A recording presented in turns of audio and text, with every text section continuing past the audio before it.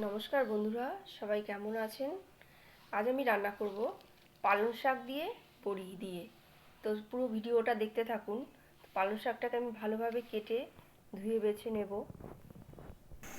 পালং শাকটাকে আমি ভালো করে কেটে ধুয়ে নিয়েছি, একদম পরিষ্কার করে। এবার কড়াইতে তেল দিয়ে কয়েকটা বড়ি আমি ভেজে নেব।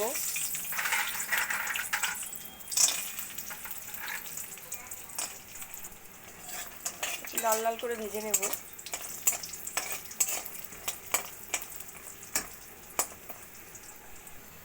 বড়ি আমার ভাজা হয়ে গেছে, এবার নামিয়ে নেব।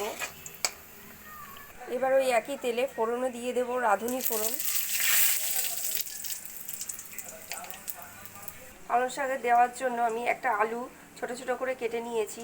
আলুগুলো এবার ভেজে নেব ওই রাঁধুনি ফোড়নের মধ্যে।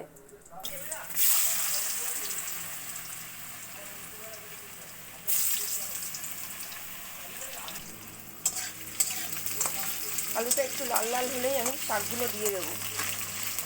এবার পালং শাকগুলো দিয়ে দেবো।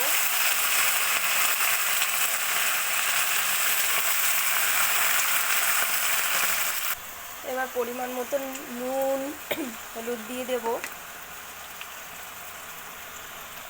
এবার ভালো করে নাড়িয়ে ঢাকনা দিয়ে ঢেকে রেখে দেবো যতক্ষণ পর্যন্ত আলুগুলো সেদ্ধ না হয়। আলুগুলো সেদ্ধ হয়ে গেলেই আমি বড়িটা দিয়ে দেব।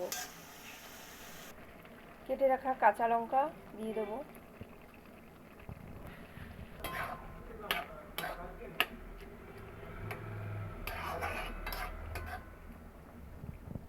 আলু আমার সেদ্ধ হয়ে গেছে, এবার বড়িগুলো দিয়ে দেব।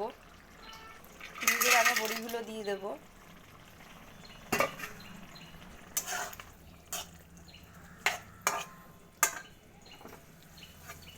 আর 2 মিনিট ফুটিয়ে এবার নামিয়ে নেব। নামানোর আগে স্বাদ মতো একটু আমি চিনি দিয়ে দেব, এতে পালং শাকের স্বাদটা খুব সুন্দর হয়। পালং শাক আমার একদম রেডি বন্ধুরা, এবার নামিয়ে নেব।